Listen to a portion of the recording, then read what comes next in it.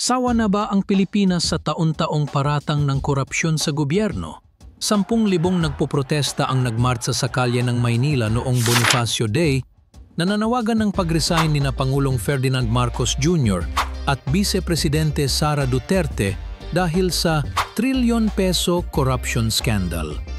Ang mga rally, kabilang ang Baha sa Luneta 2.0, ay nakitang nagmartsa ang mga nagprotesta patungo sa palasyo ng Pangulo, tinutuligsa ang umano'y maling paggamit ng bilyon-bilyong piso na inilaan para sa flood control infrastructure.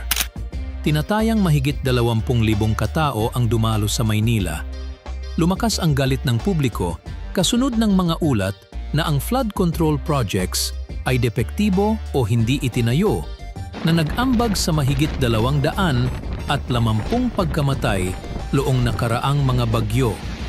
Ang Independent Commission for Infrastructure na yon ay nag-iimbestiga ng halos 10,000 proyekto na nagkakahalaga ng higit sa 51 bilyon piso.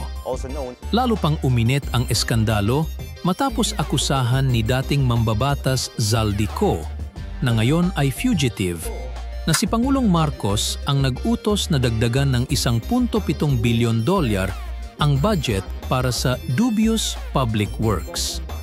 Inaangkin din niya na personal siyang naghatid ng 1 bilyon piso na cash sa tirahan ng Pangulo noong 2024. Mariing itinanggi ng Pangulo ang mga paratang at hinamon si Ko na umuwi sa Pilipinas.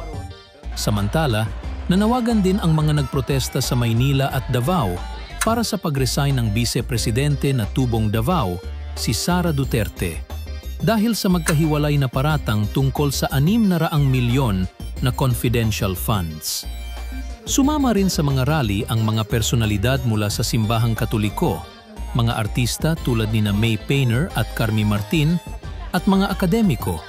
Binibigyang diin ang panawagan para sa pananagutan ng lahat ng sangkot. Ang matinding presensya ng pulisya na inilarawan ng mga organizer bilang overkill ay hindi nagpatinag sa mga nagprotesta. Sa patuloy na investigasyon, tumataas ang pampublikong presyon na tugunan ng administrasyon ang systemic corruption na pinaniniwala ang labis na nakaaapekto sa bansa. Gusto mo ba ang content namin? Mag-subscribe at i-follow na ang Liho TV.